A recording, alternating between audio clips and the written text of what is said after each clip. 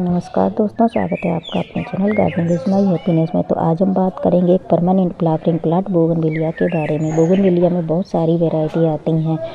एक बेल वाली वैरायटी आती है, दूसरी ड्वार्फ वाली वैरायटी आती है, और यह सारी वैरायटी मेरे पास इस समय मेरे टेरेस गार्डन पर हैं।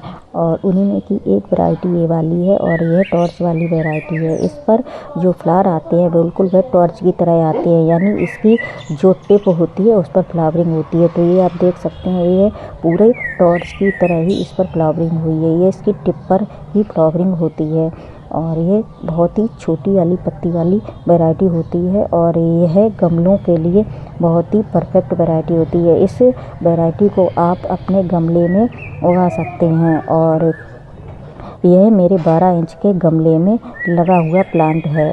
और आज हम जिस प्लांट के बारे में बात करेंगे वह मेरा बोगनविलिया का प्लांट है और यह एक परमानेंट फ्लावरिंग प्लांट होता है।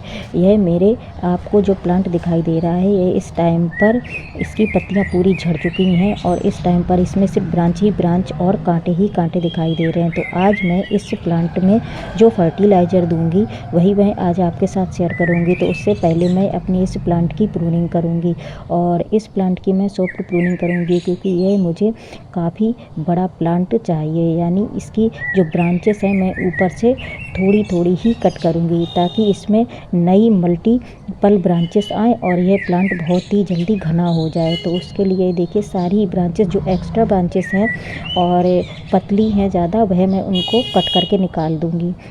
और उसके बाद मैं अब अपने इस प्लांट में जो फर्टिलाइज़र दूंगी आज मैं वही आपके साथ शेयर करूंगी। तो इस टाइम पर इस प्लांट में हैवी क्वांटिटी में मुझे फ्लावरिंग चाहिए, तो उसी के आधार पर मैं अपने इस प्लांट में आज फर्टिलाइज़र दूंगी। तो यह प्लांट मेरा 12 इंच के गमले में लगा हुआ है। तो इस प्लांट की जो सॉइल है गमले की, इस तरह से साइड से मैं गुड़ाई करके लूज कर लूँगी और उसके बाद मैं इस प्लांट में फर्टिलाइज़र दूंगी। तो इस टाइम पर यह जो सॉइल है मेरी मॉइस्ट है और ज़्यादा ड्राई नहीं है, तो मैं इसमें ही फर्टिलाइज़र दे दूंगी। तो इस फर्टिलाइज़र से इस प्लांट में बहुत ही अच्छी फ्लावरिंग देखने को मिलती है। तो यह मेरा फर्टिलाइज़र है जो आज मैं अपने इस प्लांट की सॉइल में दूंगी।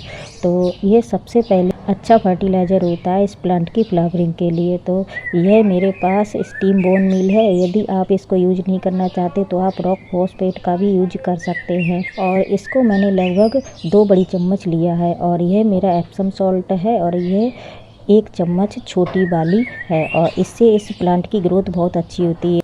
आप इसका लिक्विड फर्टिलाइज़र बनाकर भी प्लांट पर दे सकते हैं। और यह मेरा NPK 2020 है, आधे चम्मच से थोड़ा कम। आपके पास यदि 90-19 हो तो आप वह भी दे सकते हैं। और यह मेरी घर की बनी किचन कंपोस्ट है। इसकी मैंने 2 बड़ी मुट्ठी ली है और यह मेरी नीम खली है। इससे इस प्लांट की जो रूट होती है वह बहुत ही अच्छे से डेवलप होती हैं और वह रूट रॉट नहीं होती हैं। इन सबको मैं अच्छे से मिक्स कर लूँगी और आज मैं अपने इस प्लांट में इस फर्टिलाइज़र को दूँगी।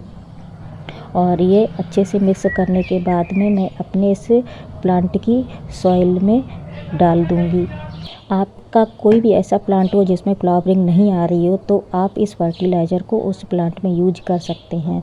तो इस तरह से ये देखिए मैं अपने इस गमले की सॉइल की साइड में इस अपने फर्टिलाइज़र को इस तरह से डाल दूंगी और उसके बाद इस फर्टिलाइज़र से मेरे इस प्लांट में बहुत ही अच्छी ग्रोथ व फ्लावरिंग देखने को मिलेगी।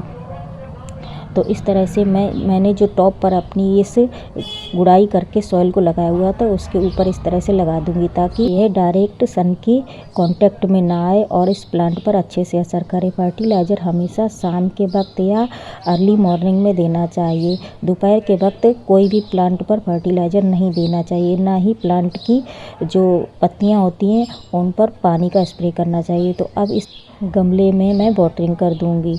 और अब आप ये देख सकते हैं ये मेरा 25 दिन के बाद का अपडेट है और इस प्लांट पर इसमें पत्तियां भी आ चुकी हैं इस टाइम पर और इसमें फ्लावरिंग भी शुरू हो चुकी है। तो इस टाइम पर आपको ये देखिए पास से मैं दिखाती हूँ, ये छोटे छोटे से आपको फ्लावर दिखाई दे रहे हैं, इसमें फ्लावरिंग स्टार्ट हो चुकी है। तो इस टाइम पर मैं अपने इस प्लांट में एक और फर्टिलाइज़र को दूंगी और ये वाला फर्टिलाइज़र मेरा ऑर्गेनिक फर्टिलाइज़र है और इसको मैं लिक्विड फॉर्म में बनाकर अपने इस प्लांट में इस टाइम पर दूंगी ताकि इस प्लांट में जो फ्लावरिंग आए वो बहुत ही अच्छे से और बहुत ही हैवी क्वांटिटी में आए। तो उसके लिए मैं इस प्लांट में जो फर्टिलाइज़र दे रही हूँ वह मेरा सीविट लिक्विड फर्टिलाइज़र है और इस फर्टिलाइज़र को आप चाहें तो ड्राई फॉर्म में भी अपने इस प्लांट की सॉइल में डाल सकते हैं। तो मैं इसका लिक्विड फॉर्म बनाकर अपने इस प्लांट में डाल रही हूँ और यह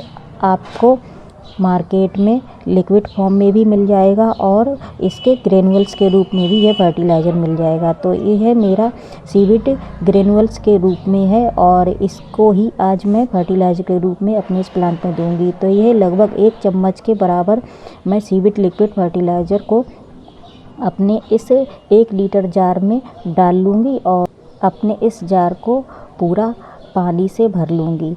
तो यह मेरा 1 लीटर का जार है तो इसको मैं पूरा फुल पानी से भर लूँगी और इसको अच्छी तरह से मिक्स कर लूँगी। यह फर्टिलाइज़र आप हर प्लांट में यूज कर सकते हैं, चाहे वो फ्रूटिंग प्लांट हो और चाहे फ्लावरिंग प्लांट हो। इससे इस प्लांट की ग्रोथ बहुत अच्छी होती है और यदि आपके प्लांट में फ्लावरिंग नहीं आ रही है या फ्रूटिंग प्लांट में फ्रूटिंग नहीं आ रही है तो आप इस फर्टिलाइज़र का यूज उस प्लांट में कर सकते हैं। यह फर्टिलाइज़र ऑर्गेनिक होता है और इसका किसी भी प्रकार का साइड इफ़ेक्ट नहीं होता है प्लांट पर और प्लांट भी बहुत ही अच्छे से ग्रोथ करता है। तो इस तरह से मैं अपनी इस सॉइल में यह पूरा फर्टिलाइज़र डाल दूंगी। और अब चलिए मैं आपको अपने 20 दिन के बाद का अपडेट प्लांट का दिखाती हूँ। तो ये देखिए जो छोटे छोटे से फ्लावर उस टाइम पर खिले हुए थे उस लिक्विड फर्टिलाइज़र से यह प्लांट पूरा फूलों से भर चुका है और इस प्लांट में आप देख सकते हैं कितनी अच्छी हैवी क्वांटिटी में फ्लावरिंग हुई है। इस प्लांट को हर साल रिपोर्ट करने की ज़रूरत नहीं है, जब यह प्लांट रूट बाउंड हो जाए तभी इस प्लांट की रिपोर्टिंग करें और इसकी अच्छी ग्रोथ के लिए इस प्लांट को 1 से 2 साल पर ही रिपोर्ट करें। तो अब यह टाइम इस प्लांट की रिपोर्टिंग व इसकी अच्छी ग्रोथ के लिए बहुत अच्छा टाइम है। तो आप इस प्लांट पर यह फर्टिलाइज़र दे सकते हैं। तो चलिए अब बात कर लेते हैं इस प्लांट को कितनी देर धूप में रखना चाहिए। तो बोगनविलिया प्लांट जो है वह बहुत ही हार्डी व इजी टू ग्रो होता है। तो इस प्लांट को ऐसी जगह पर रखें जहाँ पर सुबह से लेकर शाम तक की धूप आती हो, यानी जहाँ पर 6 से 7 घंटे की धूप इस प्लांट को ज़रूर से ज़रूर मिले। और इस प्लांट पर यदि आप फ्लावरिंग चाहते हैं तो वाटर जो है इसमें बहुत ही कम मात्रा में यूज करना चाहिए, यानी जो इस प्लांट की वाटर रिक्वायरमेंट होती है वह बहुत ही कम होती है।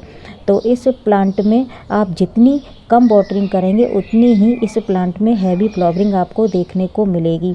तो जब इस प्लांट की सॉइल 1 से 1.5 इंच ड्राई दिखाई दे तभी आप इस प्लांट में वाटरिंग करें। ओवर वाटरिंग से यह प्लांट सिर्फ पत्तियां ही पत्तियां प्रोड्यूस करेगा, फ्लावरिंग इस प्लांट में नहीं होगी। तो आज के लिए बस इतना। यदि आपको मेरे द्वारा दी हुई जानकारी पसंद आए तो प्लीज़ मेरे चैनल को सब्सक्राइब करें और पास में बने बेल आइकन को प्रेस करें ताकि आगे आने वाले वीडियो का नोटिफिकेशन आप तक पहुंच सके। तो आज के लिए बस इतना ही। आगे फिर मिलती हूँ एक नए प्लांट के साथ और एक नए टॉपिक के साथ। Thank you for watching my video and happy gardening.